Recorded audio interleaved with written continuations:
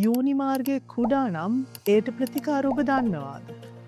අද අපි කතා කරන්නේ සමහර කාන්තාවන්ගේ ජීවිතයට ගොඩක් උපකාර වෙන්න පුළුවන් උපකරණයක් සම්බන්ධ. ඔබ ලිංගිකව හැසිරෙනකොට ගොඩක් වේදනාවට පත් වෙනවා නම් නැත්නම් ඔබ වෛද්‍යවරයෙක් ගාවට ගිහිල්ලා පෙල්වික් එක්සැමිනේෂන් එකක් ශ්‍රෝණියාශ්‍රිතව එක්සැමිනේෂන් එකක් කරද්දී ගොඩක් වේදනාව වෙනවා නම් ඊටත් අමතරව ඔබට පීරියඩ්ස් හැදුනාම ඔබ ටැම්පොන් එකක් දානකොට නැත්නම් පීරියඩ් කප් එකක් දානකොට ගොඩාක් වේදනාවක් එනවා නම් මේ මෙඩිකල් ඩිවයිස් එක ඔබට ගොඩක් උපකාරී වෙයි. මොකද්ද මේ අද මේ කතා කරන මෙඩිකල් ඩිවයිස් එක? මේකට කියන්නේ vaginal dilators. නැත්නම් යෝනි මාර්ගය යම් තාක් දුරට හලල් කරන්න යූස් කරන උපකරණයක්. මොන වෙන්ද මේක හදලා තියෙන්නේ? මේක සාමාන්‍යයෙන් හදලා තියෙන්නේ ප්ලාස්ටික් හෝ සිලිකන් වලින්. මේකේ සයිසස් ගණනාවක් තියෙනවා. පොඩි සයිස් එකේ ඉඳන් ලොකු සයිස් එක වෙනකම් බොහොම ස්මූත් මටීරියල් එකකින් තමයි හදලා තියෙන්නේ. මේක එතකොට කොහොමද පාවිච්චි කරන්නේ? සාමාන්‍යයෙන් අපි කියන්නේ යෝනි මාර්ගයට මේක පොඩි සයිස් එකේ ඉඳන් එන්න කාලයත් සමග ක්‍රමානුකූලව ලොකු සයිස් එක වෙනකම් ඇතුළත් කිරීමක් කරනවා. මේක විශේෂයෙන් කියන්න ඕනේ ප්ලෙෂර් වලට තියෙන මෙඩිකල් ඉක්විප්මන්ට් එකක් නෙමෙයි. මේක ආස්වාදය සඳහා නෙමෙයි, මේක ප්‍රතිකාර ක්‍රමයක් පමණයි. මේකෙන් කරන්නේ යෝනි මාර්ගයේ පළල් කිරීමක් කරනවා. මොකද එතන තියෙන මාංශ පේශීන් රිලැක්ස් කරලා ඊටත් අමතරව ඔබට බයක් තියෙනවා නම් වේදනාව වෙයි කියලා ඒ බය ක්‍රමක්‍රමයෙන් අඩු කිරීමක් මේ ඩිවයිස් එකෙන් කරනවා. ඔබ හිතන්න ඔබට උරහිසේ වේදනාවක් තියෙනවා නැත්නම් දන හිසේ වේදනාවක් තියෙනකොට ෆිසියෝതെරපි කරන්නේ.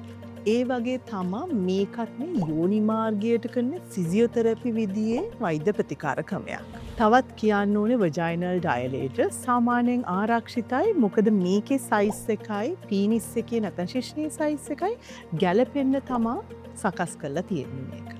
කොයි වගේ අවස්ථාවලදීද වෛද්‍යවරුන් මේක ඔබට නිර්දේශ කරන්නේ? සාමාන්‍ය හිතන්න ඔබට වජිනිස්මස් තියෙනවා. වජිනිස්මස් කියන එකෙන් අදහස් කරන්නේ ඔබේ ශ්‍රෝණියාශ්‍රිත මාංශ පේශි එකපාරට තදවීමකට ලක් වෙනවා. හිතන්න සමහරවිට ටැම්පොන් එකක් දානවා වෙන්න පුළුවන්. නැත්නම් ඔබේ ස්වාමියාත් එක්ක ලිංගිකව හැසිරෙනකොට පෙනිට්‍රේෂන් එකක් කරන්න හදනකොට එකපාරට තදවීමක් ලක් වෙනවා. එතකොට ලොකු වේදනාවක් ඔබට එන්න පුළුවන්. මේක ගොඩක් වෙලාවට ඇන්සයිටි ආතතිය හන්දා නැත්නම් බය හන්දා සමහර කාන්තාවන්ගේ පළවෙනි ලිංගික එක්වීමේදී ඇතිවෙච්ච ලොකු වේදනාව නැත්නම් අබියුස් වෙලා නම් පොඩි කාලේ මේ වගේ තියෙන කාන්තාවන්ගේ එතනේ මසල් ශ්‍රෝණියාශ්‍රිත මසල් ටයිප් වෙනවා ඔටෝමැටිකලි. මේ වගේ වෙලාවට වෛද්‍යවරු මේක නියමිත කරනවා. vaginal dilators නියමිත කරනවා. ඔබේ ඒ බය හෙමින් මගහරවගෙන එතන මසල්ස් රිලැක්ස් කරන්න. තවත් වෛද්‍යවරුන් ඔබට මේක නිර්දේශ කරන්න පුළුවන් ඔබට ඩිස්පැරෝනියා තියෙනවා. ඩිස්පැරෝනියා කියන එකෙන් අදහස් කරන්නේ ඔබ ලිංගිකව එකතු වීමේදී ලොකු වේදනාවක් එනවා. දැන් හිතන්න ඔබට ලිංගිකව එකතු වෙනකොට ලොකු වේදනාවක් එනවා නම් ඔබ ආයෙත් ලිංගිකව එකතු වෙන්න හදනකොට ඔබ බොහොම බියෙන් ඉන්නේ. එහෙම බියෙන් ඉන්නකොට ඔබට ඔටෝමැටිකලි ඔබේ ශ්‍රෝණියාශ්‍රිත මසල් තද වෙනවා. එතකොට ඒක නිකන් විෂස් සයිකල් එකක් වගේ බිය හන්ද මසල් ටයිට් වෙනවා. මසල් ටයිට් වෙන හන්ද තද වේදනාවක් ඇවිල්ලා ආයෙත් බිය එනවා. මෙන්න මේ සයිකල් එක බ්‍රේක් කරන්න අපි මේ vaginal dilators භාවිතා කරනවා. මේකෙන් ඔබේ ඇඟට හුරු කරනවා සියුම්වට softly penetration එකක් වුණොතින් ඔබට වේදනාවක් එන්නේ නැහැ කියන එක ඔබේ මනසට ඒත්තු අරගෙන දෙනවා vaginal dilators වලින්. තවත් හිතන්න ඔබ යෝනි මාර්ගයේ ශ්‍රෝණියාශ්‍රිතව ඔපරේෂන් එකක් කළා නැත්නම් කැන්සර් එකක් තිබිලා එතන රේඩියෝതെරපි දීලා කියලා. එතකොට අතේ යෝනියාශ්‍රිතව ගොඩාක් හීනිවීමක් වෙන්න පුළුවන්. එතකොට මේ vaginal dilators වලින් එතන stretchability එක වැඩි කරලා එතන තියෙන space එක වැඩි කරලා ඔබට අනාගතයේ වේදනාවක් එන එක වළක්ව ගන්න පුළුවන්. වැදගත් දෙයක් කියන්න ඕනේ vaginal dilators online එහෙම තියෙනවා.